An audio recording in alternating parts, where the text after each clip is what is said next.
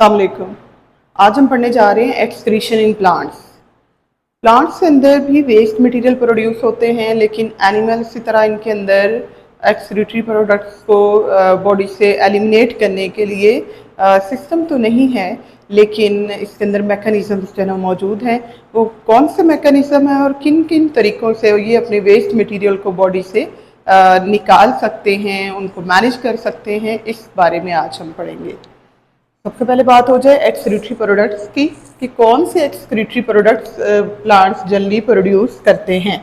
तो सबसे पहले इनमें ऑक्सीजन प्रोड्यूस होती है as a by product of photosynthesis, यानी जब फोटोसिंथेसिस होगी तो उस दौरान ऑक्सीजन जो है बाई प्रोडक्ट के तौर पर रिलीज होती है, प्रोड्यूस होती है, यानी ये एक्सक्रीटरी प्रोडक्ट है फोटोसिंथेसिस का। सेम विद कार्बन डाइऑक्साइड, ये रेस्पिरेशन के दौरान बाय प्रोडक्ट के तौर पर प्रोड्यूस होती है, जबकि वाटर जो है फोटोसिंथेसिस और रेस्पिरेशन दोनों के दौरान एक्सक्रीटरी प्रोडक्ट के तौर पर रिलीज होता है। इसी तरह कुछ ऑर्गेनिक कंपाउंड्स भी प्रोड्यूस किए जाते हैं, प्लांट्स इनको प्रोड्यूस करते हैं एज एक्सक्रीटरी प्रोडक्ट। इनमें रेजिन्स हो सकते हैं, लेटिक्स वगैरह हो सकते हैं।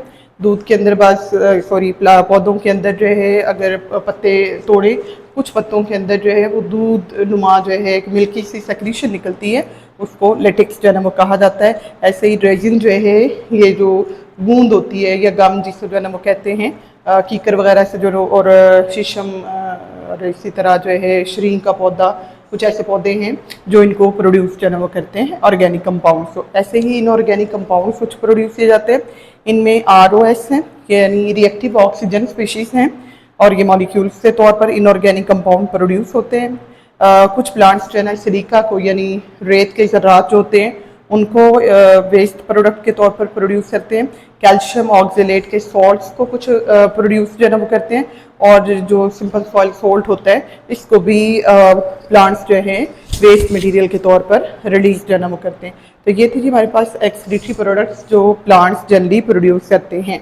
अब बात हम करेंगे कि इन तमाम एक्सक्रीटरी प्रोडक्ट को, चाहे वो गैसेस फॉर्म में हैं, वो लिक्विड फॉर्म में हैं, या वो सॉलिड फॉर्म में हैं, या सभी सॉलिड फॉर्म में हैं, तो उनको किस तरह से प्लांट्स मैनेज जो है ना वो करते हैं, किस तरह से उनकी कंसंट्रेशन को कंट्रोल करते हैं।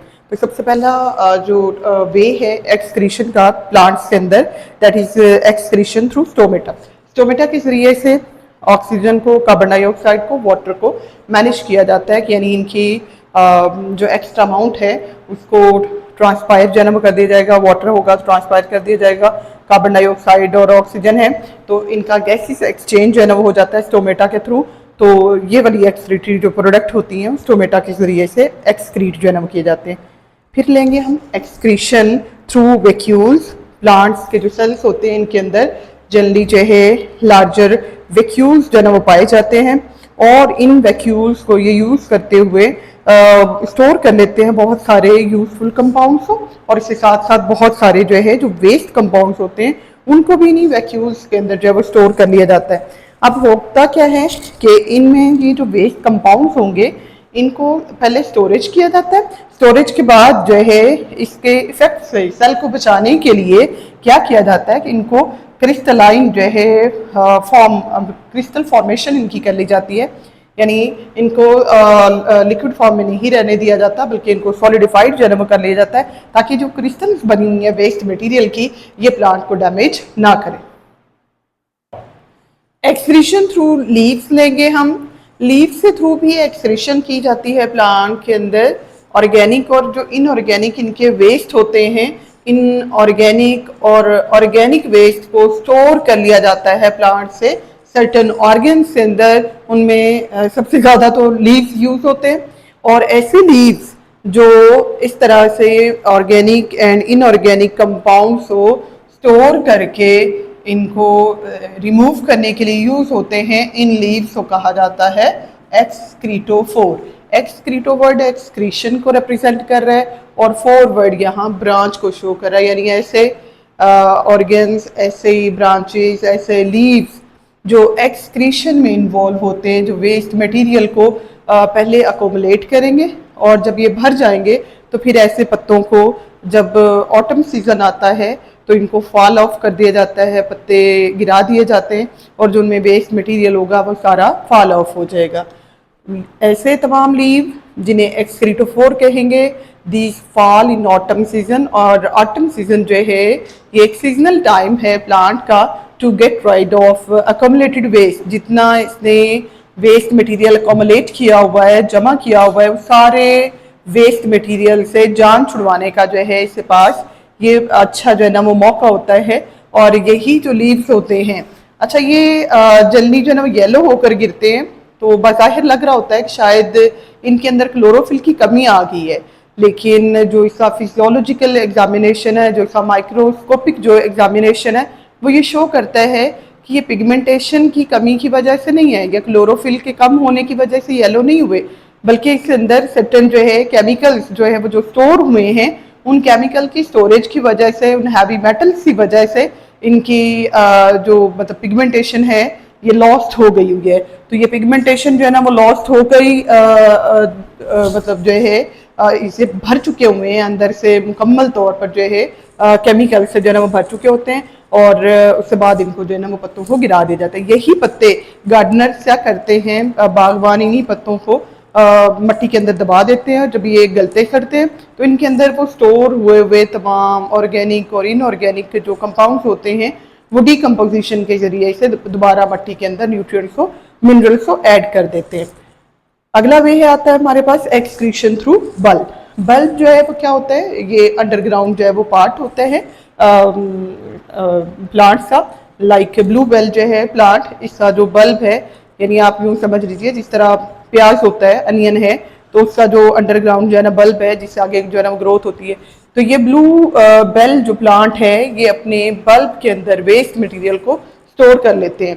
अच्छा, इन्हीं को स्टोर कर लेते हैं और इन्हीं को बाद साथ जो है ना वो फर्दर जो है ग्रोथ में भी यूज कर लिया जाता है। और बाद साथ जो है ना ये बल्ब जो है ना क्या होते हैं, सिंपली रॉट अप हो जाते हैं सॉइल के अंदर। फिर लेंगे हम excretion through branches and trunk. कुछ शाखों के जरिए से और तनों के जरिए से भी वेस्ट मटेरियल जो है इसकी एक्सक्रीशन होती है। वो किस तरह से होगी कि ब्रांचेस में और तनों के अंदर जो पुराना जाइलम होता है, जो नॉन कंडक्टिंग होता है, जिसमें से पानी की ट्रांसपोर्टेशन रुक चुकी है, नए जाइलम बन जाते हैं, पुराने जाइलम जो है वो वाटर की कंडक्शन छोड़ देते हैं। तो ऐसे नॉन कंडक्टिंग जाइलम के अंदर जो है वो स्टोरेज कर ली जाती है स्ट्रेंज केमिकल्स की। एग्जांपल इसमें हम लेंगे इबोनी प्लांट की। इबोनी प्लांट जो है ये अंदर से बिल्कुल ब्लैक कलर की सी वुड होती है। और इस वुड का कलर इसका ब्लैक इतना क्यों डार्क ब्लैक होता है, क्योंकि इसके अंदर स्ट्रेंज केमिकल को जो है वो स्टोर कर लिया जाता है। तो ये ब्रांचेस में भी जिन दरख्तों की कीकर वगैरह की लकड़ी के अंदर भी अंदर वाला जो हिस्सा होता है वो डार्क होता है। और वो डार्क कलर क्यों है, स्टोर्ड जो है केमिकल की वजह से होता है। ऐसी लकड़ी को जनरली जो है वो दीमक नहीं लगती, क्योंकि ये जो केमिकल इसमें जो है ना वो पड़े होते हैं, इन केमिकल्स को हम कह सकते हैं कि ये इंसेक्ट रिपेलेंट जो है ना वो होते हैं। इंसेक्ट इनके ऊपर जो है ना वो अटैक नहीं करते, इस लकड़ी को जो है वो जल्दी दीमक भी नहीं लगती।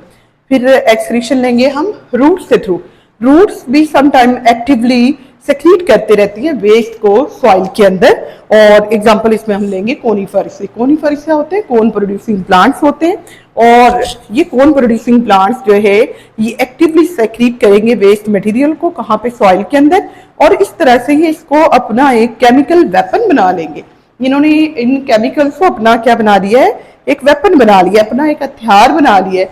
किन के खिलाफ, जो बाकी प्लांट्स हैं जो इसी सराउंडिंग में ग्रो कर रहे होंगे, जो कंपीटिंग प्लांट्स होंगे, उनके लिए ये अपना एक दिफाई निज़ाम के तौर पर जो है कोनीफर्स इसको प्रेफर जो है ना वो करते हैं। अच्छा, ऐसे ही हमने जो लिया है लीव्स को, जिन्हें हमने एक्सरीटोफोर कहा है, ये एक्सरीटोफोर्स जो हैं एक्सरीटोफोर्स जो हैं ये गुड सोर्स है न्यूट्रिएंट्स का। और इसको फर्टिलाइजर के तौर पर जो है हम गमलों के अंदर, मट्टी के अंदर जो है वो शामिल कर सकते हैं। और ये न्यूट्रिएंट्स का एक बेहतरीन सोर्स होते हैं।